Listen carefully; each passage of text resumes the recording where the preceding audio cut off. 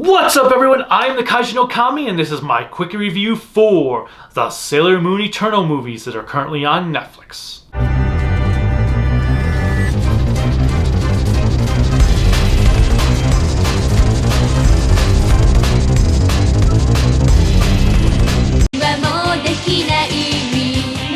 Sailor Moon Eternal is essentially Season 4 to Sailor Moon Crystal. It covers the Dreams arc, that is the 4th arc in the manga, which was Supers in the original anime.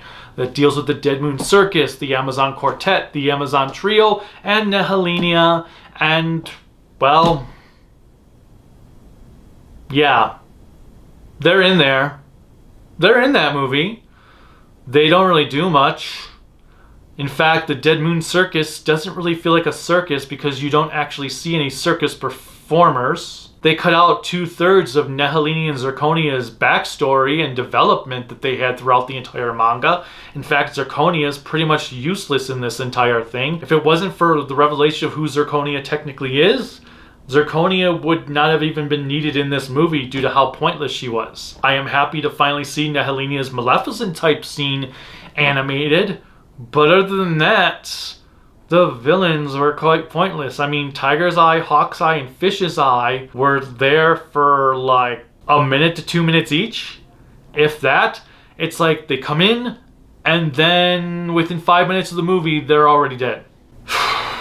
It wasn't very good. In fact, this movie was a rush job. Like if you thought Crystal rushed through the arcs of the manga quickly, it's like Toei said, hold my beer, we can show you it even quicker. And that's what the Eternal movies are. There was a lot of content cut out. Like there's a scene where Mamoru is supposed to be sitting there and gets a visit from the spirits of the 4 Heavenly Kings. That wasn't in this movie. They cut out little pieces of development between Usagi and Chibiusa. They cut out some bits of Chibiusa and Pegasus. And then, as I said, they cut out practically most of the stuff dealing with Zirconia, Nihilenia, some of the stuff with the Amazoness Quartet. So overall, both of these movies was an utter rush job. I don't understand why they made these movies 80 minutes each, because it's basically 4 episodes a movie, which is 8 episodes. This arc is 11 chapters. And the first chapter is an extended chapter like it was with the 3rd season, or S, and they made that be 2 episodes. So this should have been a 12 episode series that was cut down to 8 episodes. There is a lot of content lost. They also skipped around chapters a bit and changed some things up. The animation was gorgeous. I'll tell you, the animation was goddamn gorgeous. I wish the entire series would look like that. I wish the entire franchise looked like that from start to finish. Obviously it couldn't because of the 90s, although I do miss the hand-drawn stuff, so I don't know what the hell they were thinking when they were doing the English dub of this, but this dub was clearly rushed. Just like the movie. The whole thing is just a rush project. The dub, the actors just didn't seem to be giving it their all like they did in the classic series and in the 3 seasons of Crystal. They sounded off at times, they sounded unenergetic, especially Amanda Miller's Makoto. I loved her in the previous installments. This, she just sounded like she was bored with it, and being that I have met her, I know she loves Sailor Moon. So the fact that she just sounded disinterested in this shows that something was wrong here. They recast Pegasus, which was annoying, and then they were pronouncing names wrong at times, places differently from the classic series.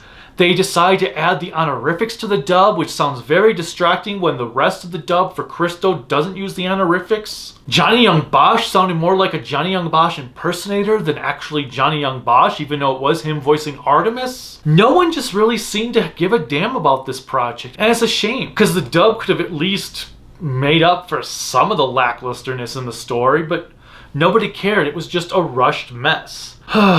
I do want to have them on Blu-ray so I can at least do a full-length review since I've already done Crystal Seasons 1, 2, and 3, but we'll see what happens since Netflix seems to have problems releasing things on Blu-ray. But I do hope that when they do release them on Blu-ray, they're going to go back and fix the dub up a little bit, clean it up, maybe re-record those lines that came out icky sounding, get rid of the honorifics because they're not in Crystal's dub. But then again, Toei would also need to add like 40 minutes to each movie. Again, why were these only 80 minutes? They should have been 2 hours for each movie. It just goes to show how little Toei actually respects the Sailor Moon material. I'm giving Sailor Moon Eternal movie number 1 a 1 out of 5 grown-ups in spandex. I'm giving Sailor Moon Eternal movie number 2 a generous 2 out of 5 grown-ups in spandex. This thing sucked. Have you watched the Sailor Moon Eternal movies? If so, what did you think of them? How do you think it compares to the original anime season Supers?